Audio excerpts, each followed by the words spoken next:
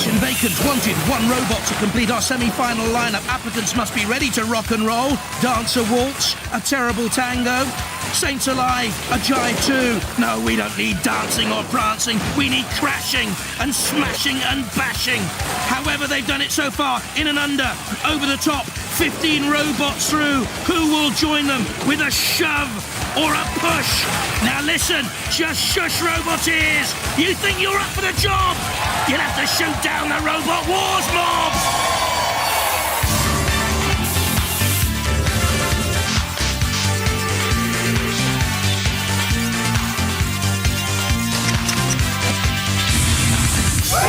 Ladies and gentlemen, please welcome the man who swears the dog ate his battle plans, Craig Charles.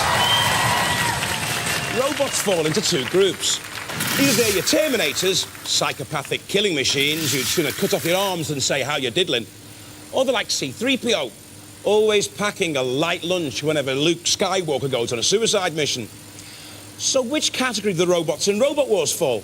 After all, some of them are cute, some of them are colourful. And some of them look like the demon love child of a microwave oven and a vacuum cleaner. The thing is, whatever they look like, the 8 robots here to do battle for a place in our series semi-finals are Terminators, every last one. Let's just hope I'm not the one they've come back to kill. Philippa, who are tonight's psychos?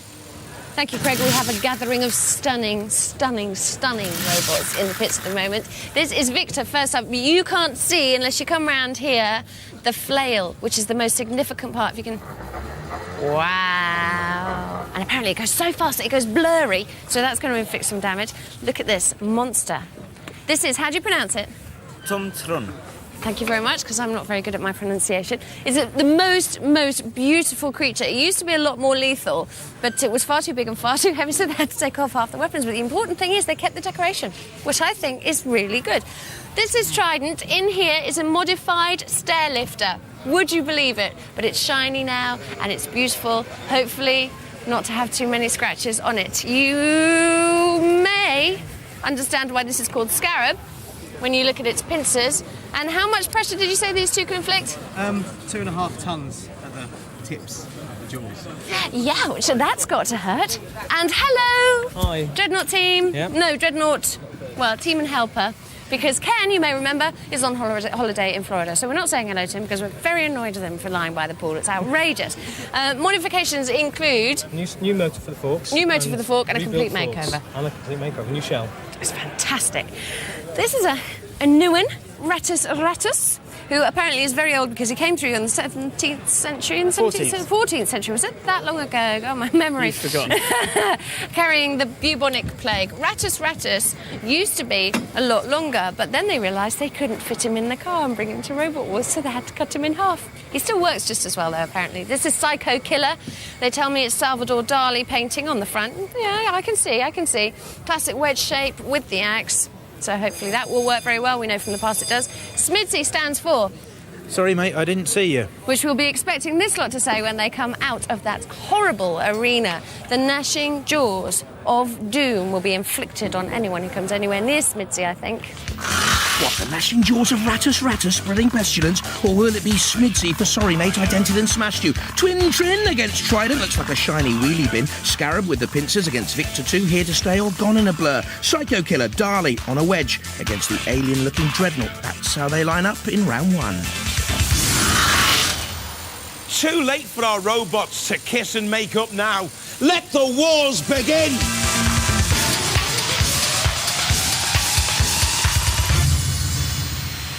From Guernsey, Ratus.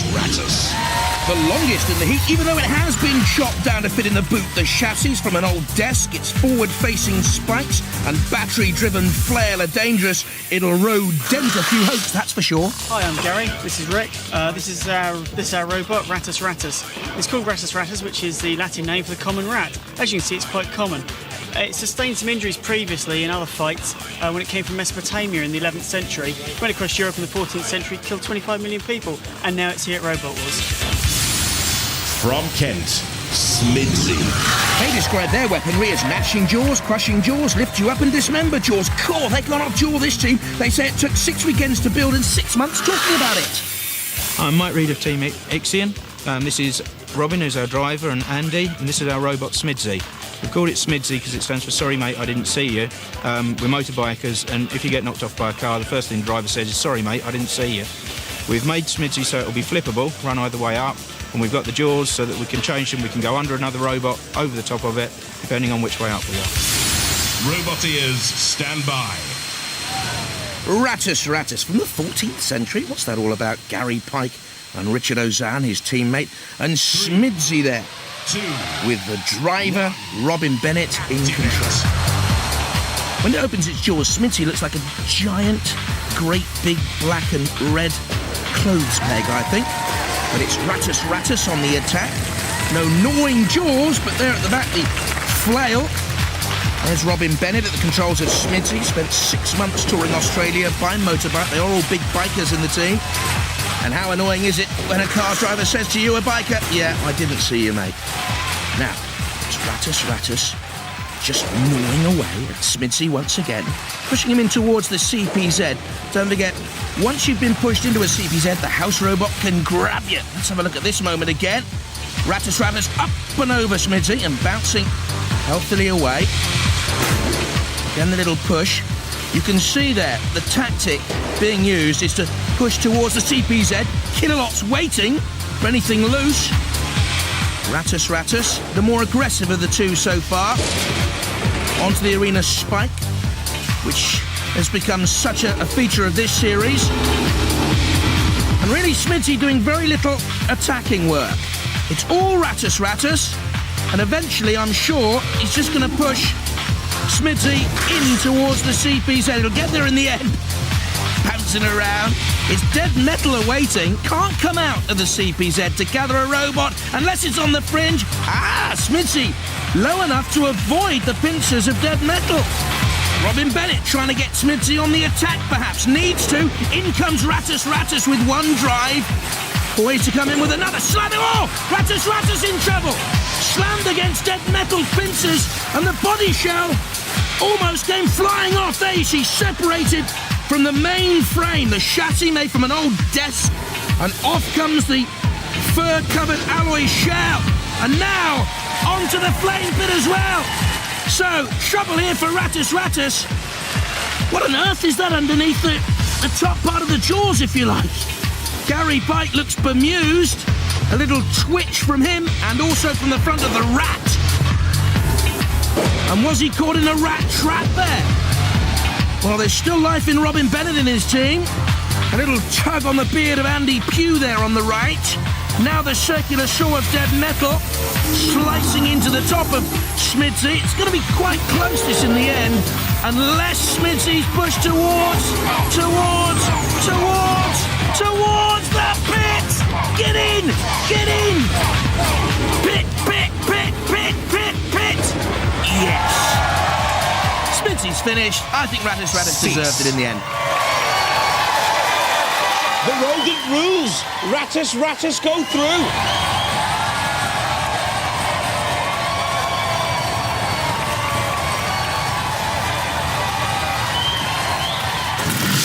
From us is adoration, because, you know, even though you're out, what a fantastic fight, wasn't it? I'm glad it looked good. We need a tyre now. We need a tyre. I just put that one on. Oh, outrageous.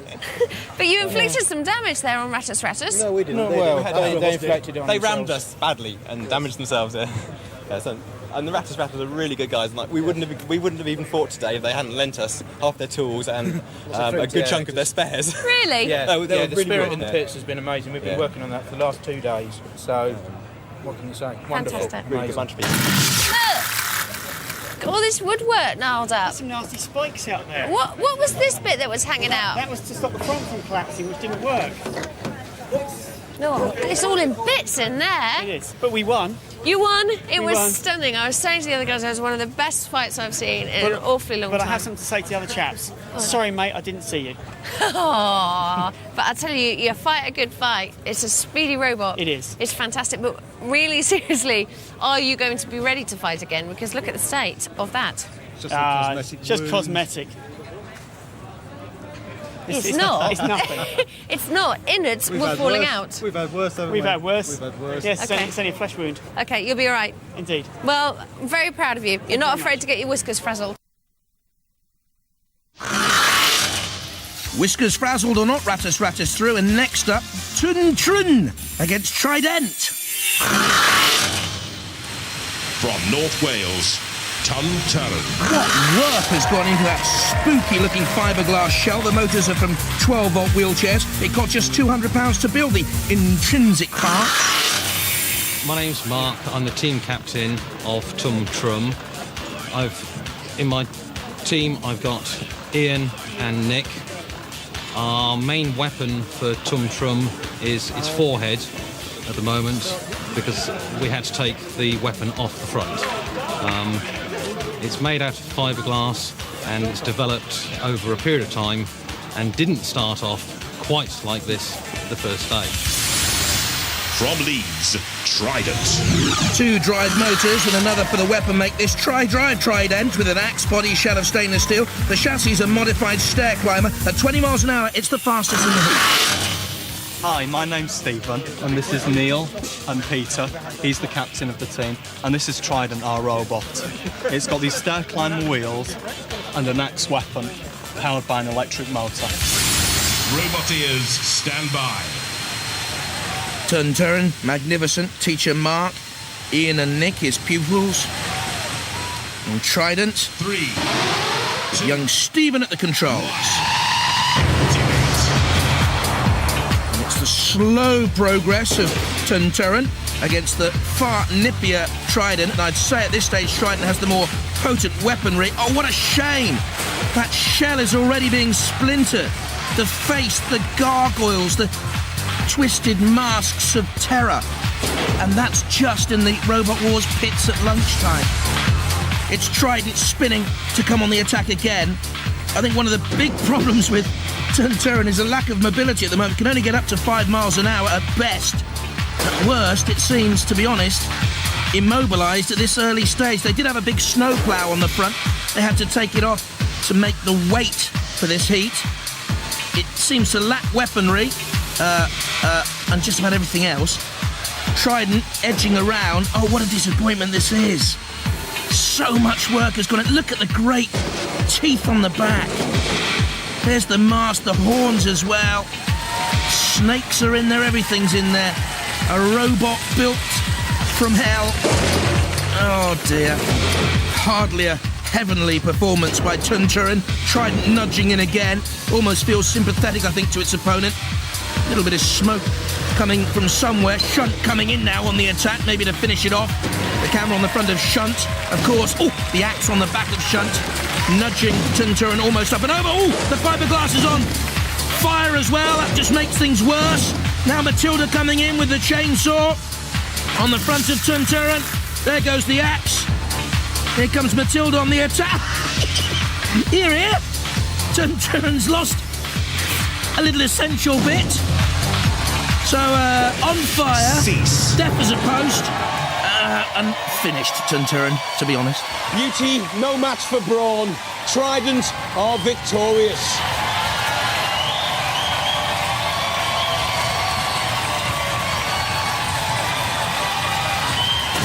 What happened? Lost all power. It just wouldn't go. After that initial... After the initial We hit it, Yeah. and then it stopped. For some reason it stopped. We don't know why yet. Must until have we been get the a battery shell off. dislodged. And then the flames started licking out Well, it was from designed between the for- ears and the eyes of the creatures that were on the robot. Well, it was designed for that. Yeah, art. Art in the arena, that's what we like. Thank you very much for supplying that. Are you happy? Very happy, yeah. Happy to win, just had to destroy it. Yeah, it's so beautiful. Sunshine is just gorgeous. It was such a pity to destroy it. Any damage that we should know about?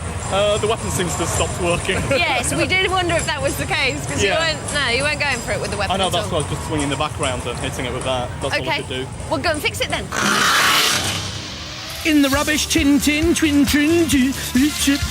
through, Scarab against Victor 2 next up. From Potter's Bar, Scarab. Sleek design, it'll beetle around the arena at only 8 miles an hour, though not quick. The jaws are hydraulic. The frame tubular steel, the 24-volt motors come from a wheelchair. Hi, my name's Martin Eaves. I'm captain of Team Scarab. This is my teammate Andy, who'll tell you about Scarab. Our main weapon is these jaws, and between them we've got about 2.5 tons of pressure. So hopefully we're going to bite some things, and also we've designed it so if it gets flipped by a wedge, it can be driven the other way up. From Surrey, Victor.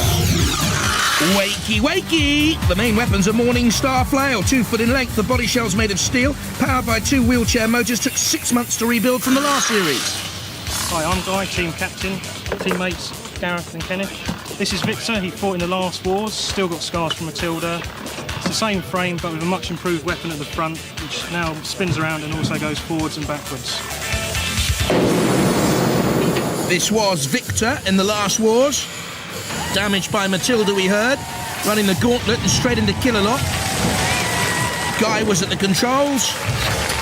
Showed good manoeuvrability and bravery. And it was a good run, you know. Roboteers, stand by. Here, Victor's newest opponent, Scarab, then. With Martin Eaves there on the right, and at the control, Andrew Miles. And Victor, too. Once again, Guy Pickett at the controls. He wants to become a famous DJ, he tells us. Now spinning the flail of Victor, too. Immediately on the attack on Scarab. It is a bit of a blur, isn't it, that Morning Star flail, 2 foot in length. It's powered by a motorbike starter motor with the weights on the end to cause damage. Little scene of that. Ooh, something came flying out there. I'm not too sure what it was. So, oh, it's the grill, the mesh. There, protecting the engine compartment of Victor 2. The house robots will have noticed the flail also seemed to be impaired there. Kill-A-Lot just zooming in to see what sort of damage he can cause in the next few minutes, I would suggest. Oh, there's his lance immediately on the attack. But Scarab seems to be in trouble here on the arena pins. Claws are working, but there's no one with their paws on the remote controls. They're out, Scarab, immobilised. Well, living up to its name, Victor. They go through.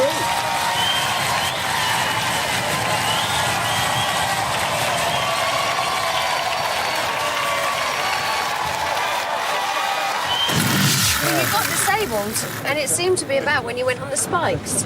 Yeah, we can't see any holes. We had a look on the days, we can't see any holes though. So. Really? Does it look like it went mad on those spikes? Yeah, and we can't see any holes in it, but I just didn't see the spikes. I just have to take the blame. You know, with those spikes, this is the point of the spikes, that you're not meant to be able to see them, but everyone really knows they're there. I know. It's like the other guy from Kilohertz saying, I forgot about the pit. Yeah. Don't, you know, just don't do that.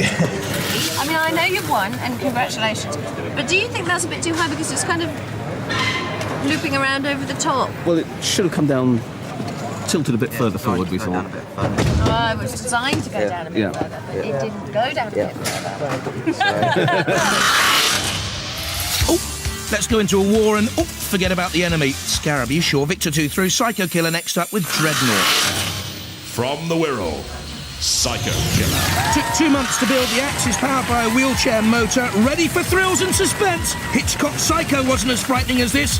Coming, mother! Hello, we're Team Psycho Killer. This is Martin, my son, Matthew Carroll, the pilot, and myself, Steve, the captain. This is our robot, Psycho Killer. It's driven by 2 Sinclair C5 motors. Loads of power. We've got this little toothpick, which we're open to drop it down and pin someone in front of the robot. If that fails, we're hoping he'll drive up, spin over, and land in a pit. From Nuneaton, Dreadnought. Using many parts from the old version of Dreadnought, this Robot Wars vet returns with a new mechanism and motor for the forklift, a new body shell design. Opponents, your future hangs on the decision of Judge Dredd. Hello, I'm David. I'm fine. And this is our robot Dreadnought. We've been in 3 wars, it's our 3rd war. There's 1 or 2 changes we've made to our robot. We've had to build a new body shell after Sir Kill-A-Lot was very rough with it. We've also improved the lift motors by replacing the motor with another wheelchair motor. Again, you can't heap enough praise on the team for improving their bodywork, doing it all over again after it sustained this sort of damage. Would you really want to rebuild it all over again? The wooden base also last time was a bit of a problem. Roboteers, stand by. There is Psycho Killer then, with Stephen Burns, Matthew Carroll at the controls, and young Martin, and Dreadnought, 3, 2, David, and 1. Faye Volts. Activate. David likes his walking and swimming and into more than a front crawl as Dreadnought attacks from the left. Psycho Killer just eases away. Classic wedge shape, as Philippa said earlier on. I love the little furry hand on the pickaxe. Where do they dream these things up from? What strange lives our roboteers have. I wonder if it was his idea there in the middle, Stephen Burns. Perhaps young Martin. He wants to be a Lego designer when he grows up. Didn't we all? Now, it's Psycho Killer away from the flame pit. Ooh, Killalot's over there. What are they doing? Driving straight towards Killalot and the gleaming eyes. And the pincer, well, there goes your weapon. Straight away. Ah, suicide. Matthew Carroll wants to be a fighter pilot. God help us if he does. Defending the realm with driving like that in the skies. Are you sure? They've got no weapon now. It's just... Look at it. What a sorry-looking thing sticking out. Looks like an earbud. Clean your ears out, let alone take Dreadnought on. Faye likes it. David Voles at the controls. A little push of Psycho Killer. I think the heart has gone out of the Psycho Killer team. And in comes Shunt, slam. A little lift of the snow plough at the front of Shunt. Look at the damage on the side of Psycho Killer as well. A couple of dents, a couple of slices, and oh, look at that. In comes Dreadnought again, this time trying to push up and under. Psycho Killer now driving curiously towards Dead Metal. It's been a nightmare for them out there. Psycho battle, let alone Psycho Killer. The Dreadnought team know they've got victory between their little pincer ram spiky things at the front. In comes Killalot, in comes Shunt, down comes the axe blade, pinned in there to the top slot of Psycho Killer. Oh, look at those slices. I don't think we've seen marks like that for a while. Under the base now of Psycho Killer, more damage. Long ago immobilised, it would seem to me. Perforated and punctured. Pinned. Pummeled. Punished. Psycho Killer. Into the CPZ. The house robots finishing him off. Dreadnought victorious and through to our second round.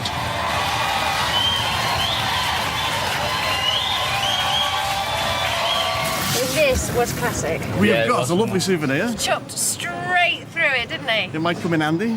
Yeah. Well, Ken, it's your own fault you're missing it. There you are lying in Florida in the sun by the pool and you're missing all this excitement because your team are through. We've done it. You've done it again. Yes. And unscathed, relatively. Actually unscathed. Hardly scratched. One or two little marks. One or two little marks and that's it. We'll survive. Okay, so you can go and put your feet up for a while then until the next. Through they go, Dreadnought, with Victor 2, Trident and Ratus Ratus. In the second round, it'll be Ratus Ratus against Dreadnought, Victor 2 against Trident. And now for the climax of the pinball. It's our last visit to the arcade for some pinball wizardry. Will our final entry storm the leaderboard or sink into oblivion? Hey, let the trials begin.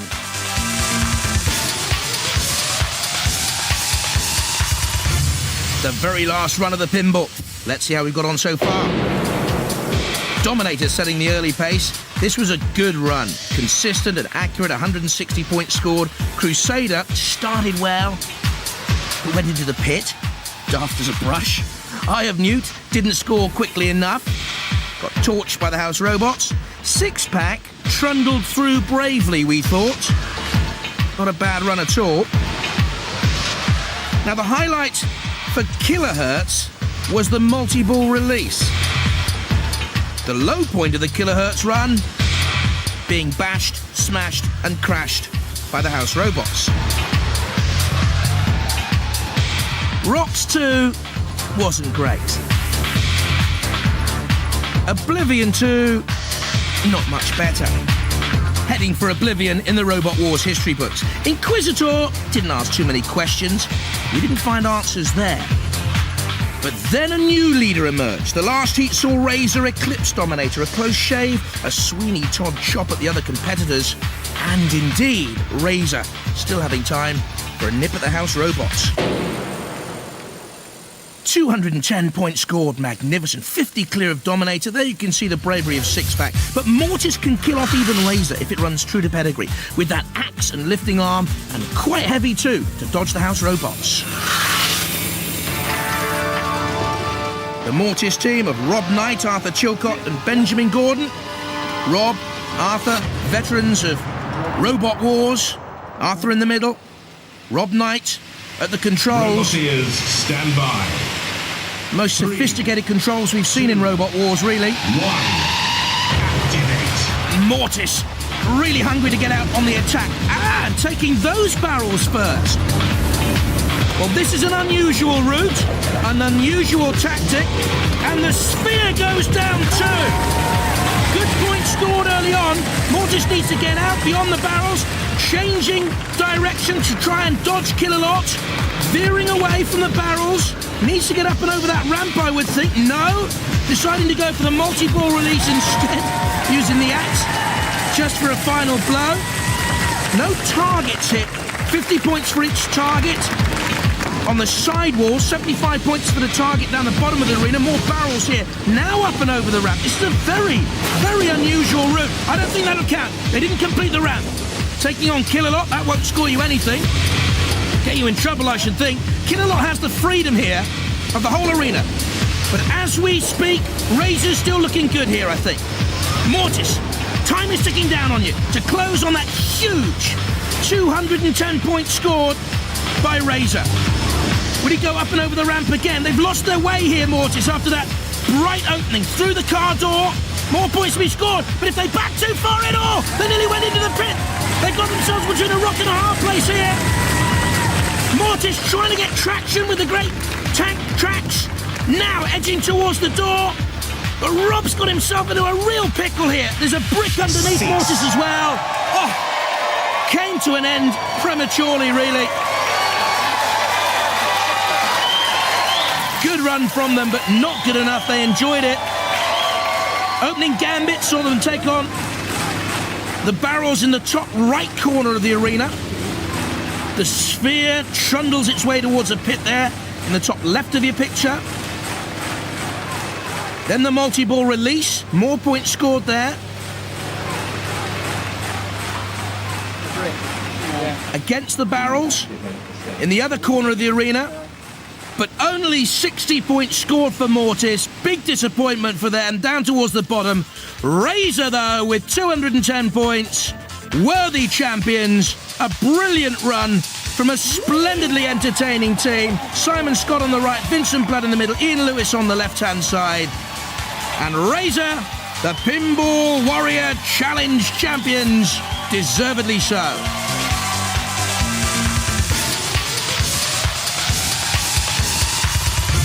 Now let's charge back into the wars.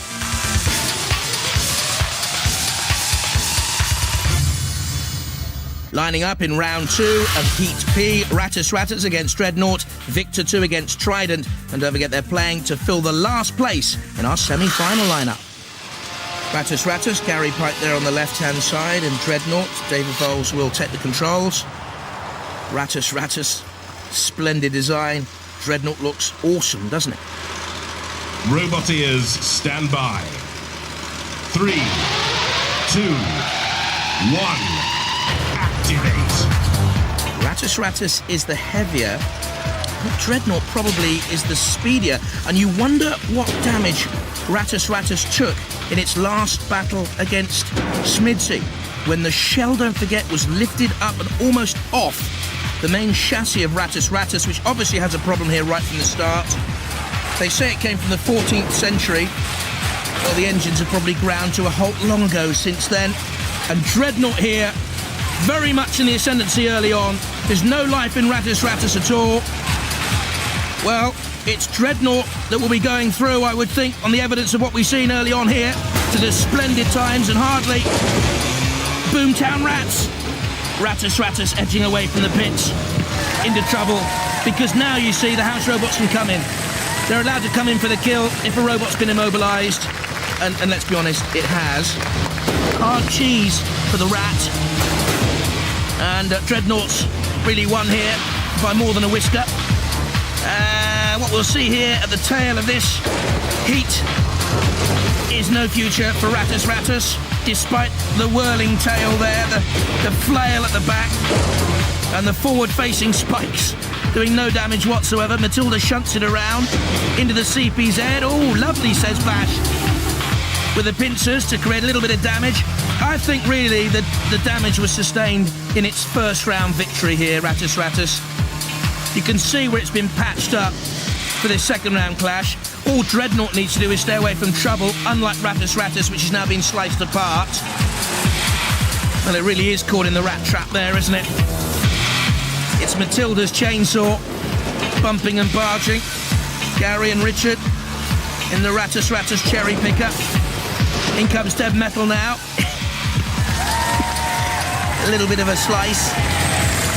Oh, yes, thank you very much, sir. The smoke from the impact. Oh, yes, sir, thank you. And again. Yep. Not 3 cheers for Ratus, 3 tears for Ratus from the third attack from Dev Metal. Oh, really slicing into the innards of the rat. What a horrible thought. Dreadnought bouncing away. Don't get into trouble now, whatever you do, David. Stay away from Shunt & Co. Another scar of battle for Ratus to remember the house robots by. Dreadnought wisely getting away from trouble. And Dreadnought make the heat final.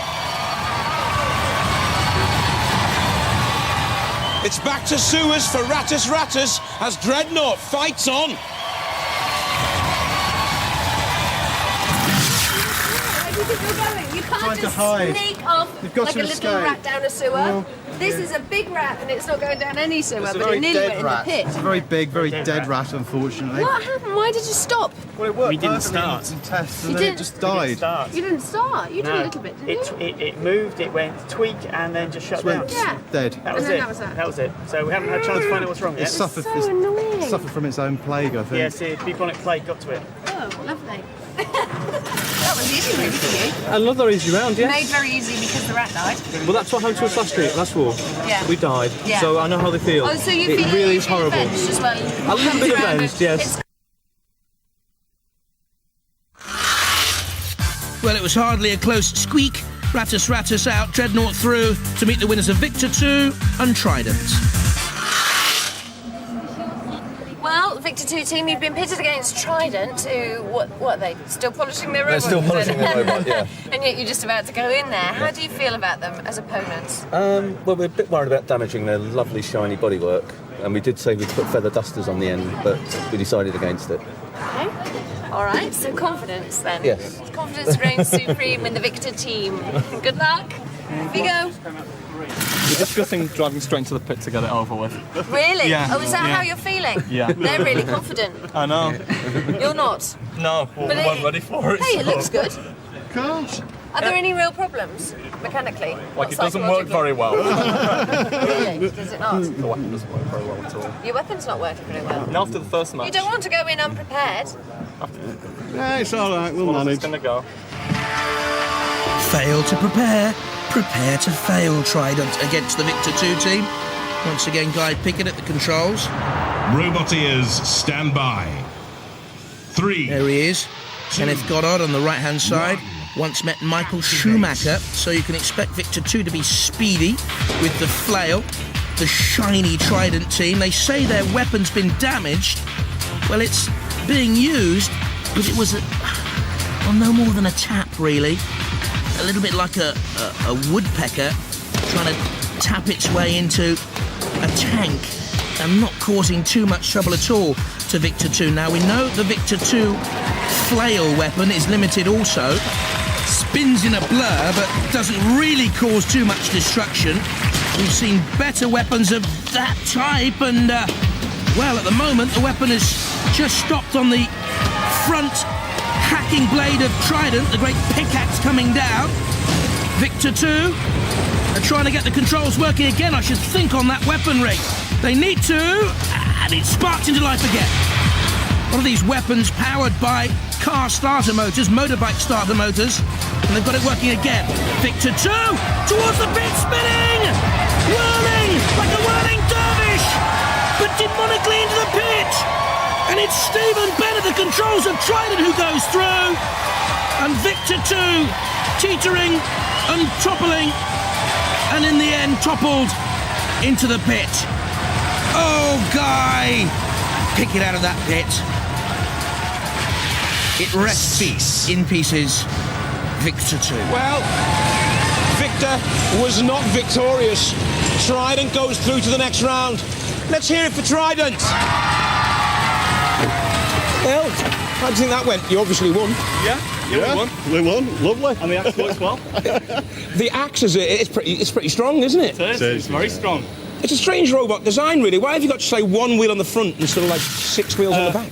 Actually, the 3-wheel thing's the front. That's the front. You're looking at the front. And the one wheel's the back. Right. Everybody makes that mistake. That's why they always attack us from back. Yeah. Do you think you can go any further? The axe looks strong enough.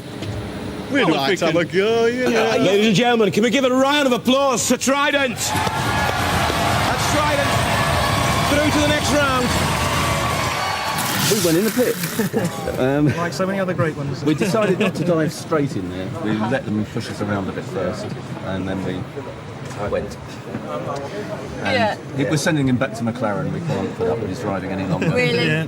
Driving let us down, I'm afraid. Yeah. So you have to go back to Formula One? Yeah. Oh, it's a terrible shame. Well, that was a turn up for the books then, because you weren't confident at all. You're only confident I didn't seem in your confident. shininess. I didn't seem confident at all, did I? Don't play this one on me as if I believe it now. The axe is a bit stronger than people thought. It works. It works as That well. was a turn up I know. for the books as well. It We works. didn't expect Oh, it we to, knew did it. we? Very pleased. Yeah? I thought it was just going to fall off. Back to Formula One. Guy Pickett can get the formulas right in the chemistry class. It's Trident in the heat final with Dreadnought. 2 robots made to look like whimpering puppies. 2 already having kittens as they prepare to scratch each other's eyes out for a place in our series semi-finals.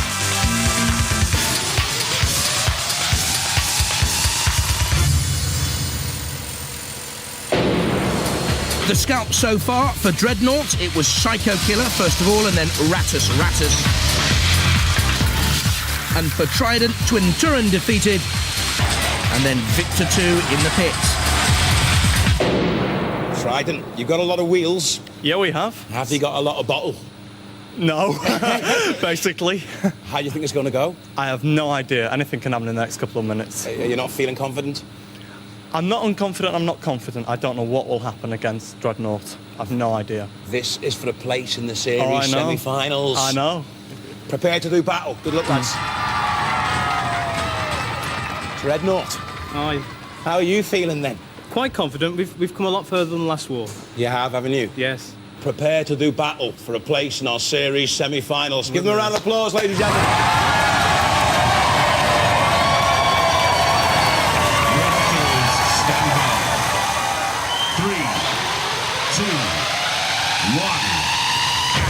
Two good teams, quietly understated.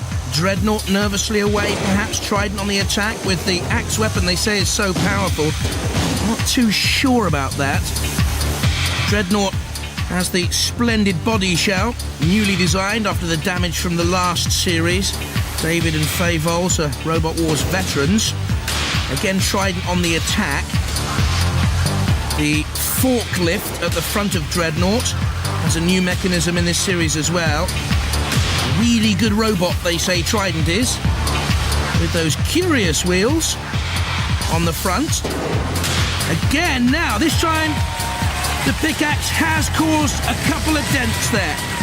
Stephen Bennett, the controls, loves his computer graphics, he plays the guitar as well, and he's certainly in tune here at the moment. A couple of dents there. Are there any more than that, I wonder, on the body shell of Dreadnought, which is slightly the lighter but the slower of these two robots. And the weaponry of Trident could be important here, because they've been the more adventurous. Certainly.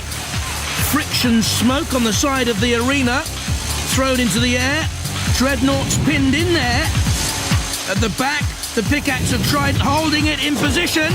So, perhaps immobilised on the arena circular blades, allowing dead metal to come in with a thrust. I'm hearing from the judges' cherry picker that Dreadnought has been immobilised. That's why the signal's gone out to the house robots. They could come in and attack Dreadnought. And I think they're just exacting revenge now on Trident. House robots come from dark and dingy places. They do not like sleek and gleaming shiny machines, Stephen Ben. And this is why they want to rip and shred and tear. Get your polish out, boys. You will need it to repair your tattered machine. You see, we admire all your work. We really do. Splendid effort, lovely design, beautiful machinery. And then we like to mash it and break it and bend it and tear it and tatter it and destroy it. Ooh, lovely. And Matilda now coming in with her chainsaw as well. We're enjoying it. This is a party for us, you see, on Robot Wars. Trident the winners, we don't care. Take some of that. Poor old Dreadnought, long ago dead. Dreadnought gets naught.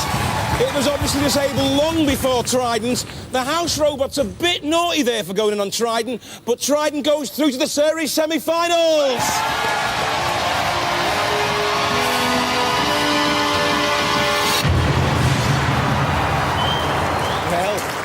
A close run thing. Just a bit. I thought you weren't going to get out alive. It's a strong robot. How do you think you're going to fare now in the series semi-finals? Pretty badly. There's nothing like unadulterated confidence. Give them a round of applause, ladies and gentlemen. Well, the neighbours are banging on the studio doors because we won't keep the noise down on Robot Wars. Bye-bye.